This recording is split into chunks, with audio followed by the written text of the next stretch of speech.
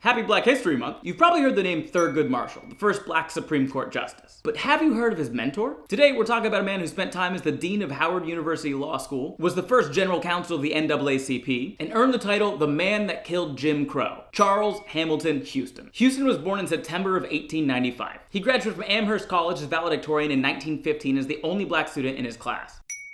When the US entered World War I, Houston joined the army.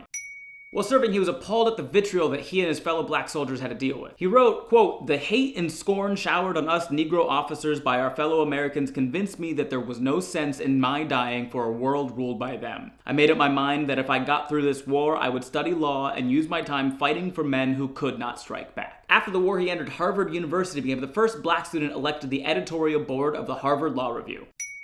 He graduated in 1923 and passed the District of Columbia bar in 1924. From 1929 to 1935, he served as the vice dean and then the dean of Howard University Law School. In those 6 years, Houston had a direct influence on almost 1/4 of all black lawyers in the US at the time, including Thurgood Marshall. In 1935, Houston left Howard to serve as the first special counsel of the NAACP. He played a role in nearly every single civil rights case that made it up to the Supreme Court from that time all the way up to Brown versus Board of Education in 1954. For my theater nerds, think about it this way. Charles Hamilton Houston wrote the other 51. In 1938, he argued the case Missouri XL Gaines versus Canada to the Supreme Court. Gaines was a black student that was denied admission to the University of Missouri School of Law because he was black. Basically, Houston argued that since there was no law school for black people in Missouri, then the state would either have to pay to build one or integrate. He won the case 6-2, and then Missouri established the Lincoln University School of Law. Did this ruling strike down segregation? No. Did the state of Missouri even provide equal resources to the Lincoln University School of Law?